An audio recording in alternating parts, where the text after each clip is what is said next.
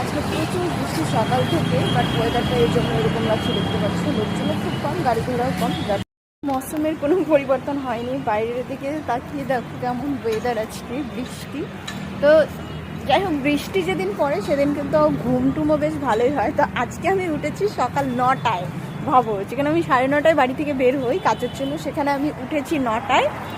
তারপরে তো আমি কিছু রান্না করতে পারিনি। তো এখন দেখা যাক কী খাওয়া যায়, খাবো। বাট একটু ঝিরিঝিরি বৃষ্টিও পড়ছে। আর যেহেতু বৃষ্টি, ওয়েদারটা এরকম, লোকজন খুব কম, স্টোরেও আজকে লোক নেই। তো এখানে পাশে যে হোটেলটাতে যাই বা খাই সেটাতেই যাচ্ছি, দেখা যাক কী খাওয়া যায় না খাওয়া যায়। বাট ওয়েদারটা দারুণ, মানে কোথাও একটু ঘুরতে গেলে বেশ ভালো হতো। হালকা হালকা করে বৃষ্টি পড়ছে, ঝিরঝির করে।